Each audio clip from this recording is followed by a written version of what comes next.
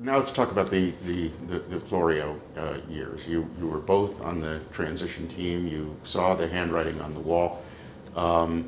Were the two of you intimately involved in recommending to Jim Florio what he should do as governor? Were you in favor? I mean, Byrne, as you say, had gone ahead and bitten it right off. May have given him different advice. Yeah. Let's hear from each of you what your advice was. People are always affected by the experience they have. And the experience I had with Byrne was to come to this finally, and when you have to give up all the other alternatives and educate the public along the way, there's no other choice. Don't jump into it, because I'll never believe you when you say, I didn't know it was coming. I don't think the Florio people or any of us understood how bad it was going to be. The reaction. Yeah. But it was so tempting to take this strategy of getting the tax out of the way and then having the rest of your 4 years to work on other things. Mm-hmm. Which, in fact, was the tactic that was adopted. Well, I didn't get the tax out of the way. Yeah. I was on this tax finance committee of the transition with some of his people, who were very good people, by the way.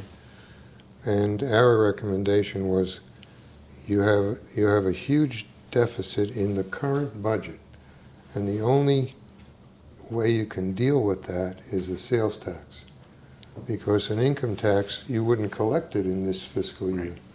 So as quickly as possible, get some sales tax. The legislature, I wasn't involved in these discussions, so I don't know.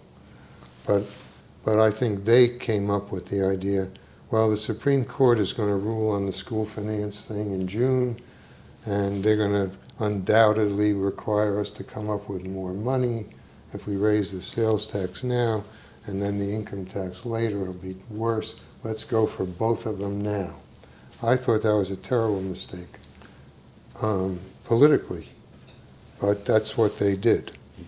And by the way, Florio, I think his people were a genius to get out of the situation, because they ended the first 2 years with a $1 million surplus.